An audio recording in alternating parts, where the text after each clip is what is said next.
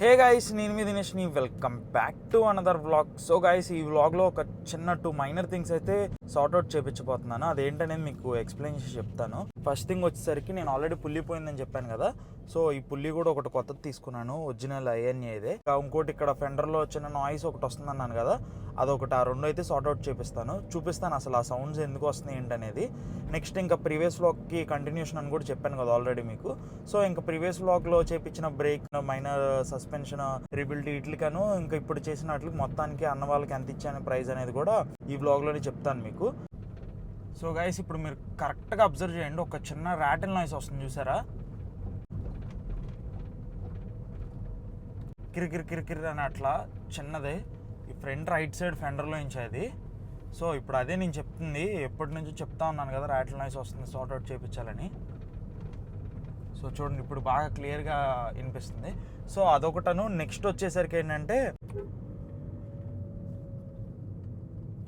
So చూసారా, some turbo noise లాగా, whistle noise లాగా అని అట్లా వస్తుంది చూసారా. సో ఇదే ఆ ప్రాబ్లం అయితే. సో ఇందాక చెప్పాను కదా ఆల్రెడీ, ఈ టెన్షనర్, ఐడ్లర్ బెల్ట్ టెన్షనర్ పుల్లి వల్లే ప్రాబ్లం అది. సో చూడొచ్చు మీరు, జర్మనీ ఐఎన్ఏ అని కూడా ఉంది.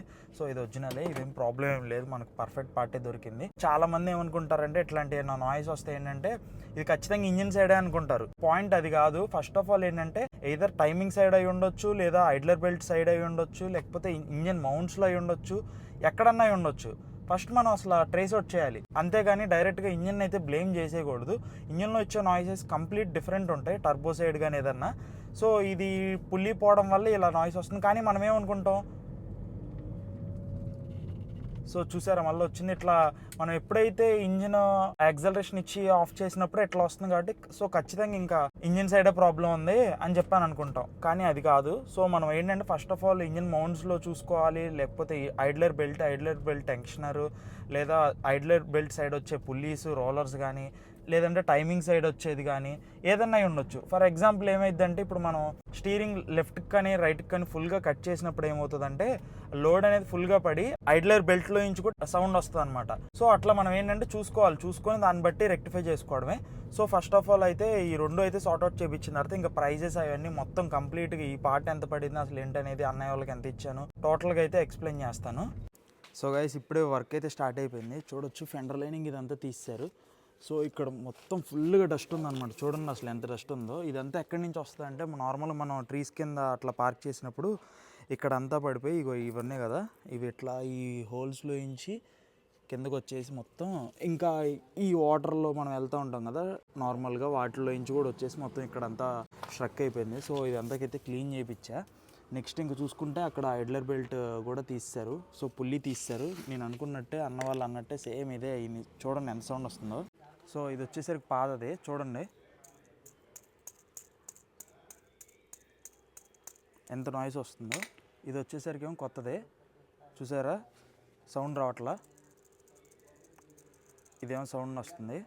అండ్ నెక్స్ట్ రోలర్ మూవ్ అవుతున్నప్పుడు కూడా ఎంత తిప్పినా కానీ సౌండ్ అనేది లేదు. ఇది మాత్రం చూడండి ఎంత సౌండ్ వస్తుందో.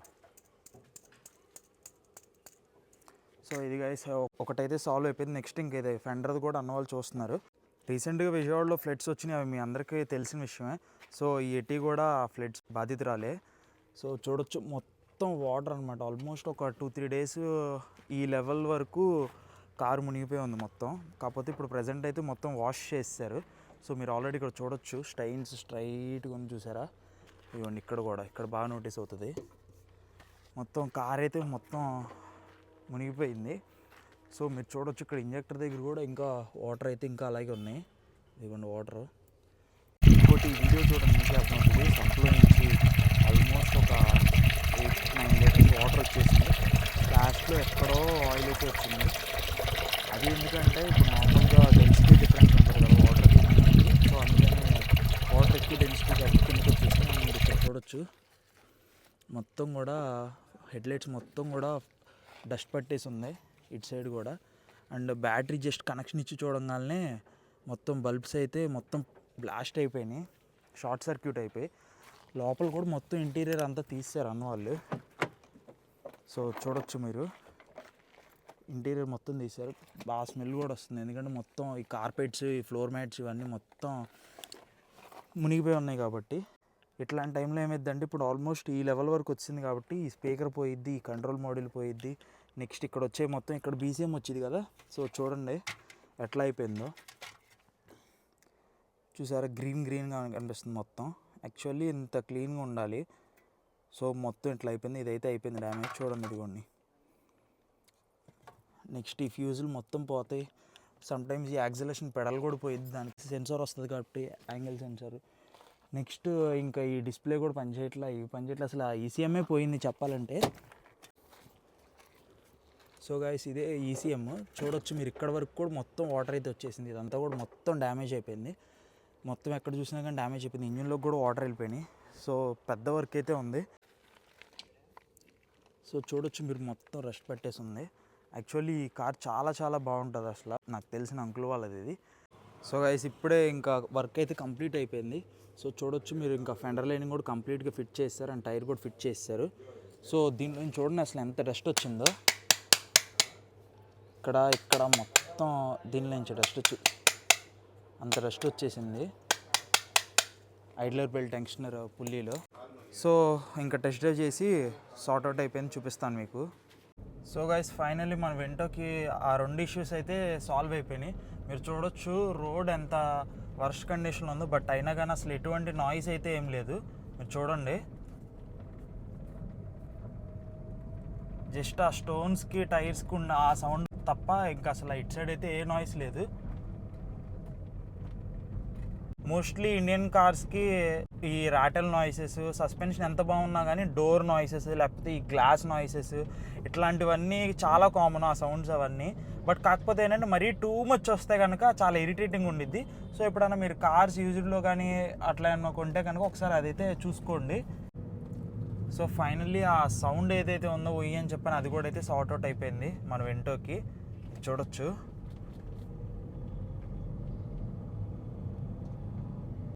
సో గైస్ ఫైనల్లీ ఇంకా టెన్షనర్ నాయిస్ పోయింది అండ్ నెక్స్ట్ ఇక్కడ ఫెండర్లో వచ్చే ఆ చిన్న ర్యాటిల్ సౌండ్ కూడా పోయింది.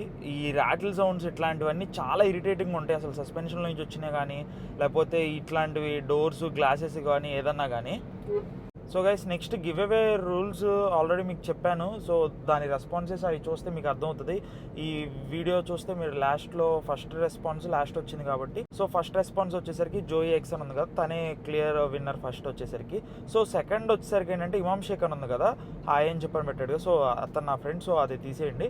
థర్డ్ వచ్చేసరికి ఏమైందంటే ఒక లారా టైప్ 1 ఓనర్ అయితే టెక్స్ట్ చేశారు. సో యాక్చువల్లీ ఏంటంటే లారా టైప్ 1 ఉన్న బీసీఎంకి మ్యాక్సిమం మనం అయితే ఏమీ ట్విక్స్ చేయడానికి పాసిబిలిటీ ఉండదు, ఎందుకంటే చాలా ఓల్డ్ బీసీఎం అది, ఆల్మోస్ట్ ఒక 18 years ఓల్డ్. సో ఇప్పుడు వీ సిరీస్ అంతా కూడా లేటెస్ట్ అయిపోయింది. సో మనం చేయడానికి అయితే పెద్దగా అయితే ఏమి ఉండదు. సో అది చెప్పాను ఆల్రెడీ. వేరే కార్ ఏమన్నా జర్మన్ కార్ ఏమన్నా ఉందా అంటే ఏం లేదన్నారు. సో మ్యాక్సిమం పాసిబిలిటీ అయితే ఏం లేదు మనకి. సో ఇంక నేను ఏమన్నానంటే సరే చూస్తాను ఒకసారి నా లారాతో ఏమన్నా పాసిబిలిటీ ఉందామో ట్వీక్స్కి ఏదన్నా ఉంటే కనుక ఓకే, ఇన్ కేస్ లేకపోతే కనుక నేను నెక్స్ట్ రెస్పాన్స్కి మూవ్ అవుతాను చెప్పన్నారు. సరే ఓకే అన్నారు. సో అదొకటి అయితే చూసి నేను అప్డేట్ చేద్దామని చెప్పని ఆగాను. నెక్స్ట్ చూసుకున్నట్టయితే కనుక యామియో అని చెప్పని ఒక రెస్పాన్స్ అయితే ఉంది ఎత్తుంది. ఇంకా అది గైస్ గివ్ అవే గురించి అయితే. ఇంకా నెక్స్ట్ ప్రైజింగ్ విషయం గురించి మాట్లాడితే ముందుగా మీరు నా ప్రీవియస్ వ్లాగ్ చూడకపోతే కనుక కింద డిస్క్రిప్షన్లో ఇచ్చేస్తాను and at the same time ఇక్కడ కూడా ఇచ్చేస్తాను, చూసేయండి. దాని కంటిన్యూషన్ వ్లాగ్ ఇదంతా కూడా.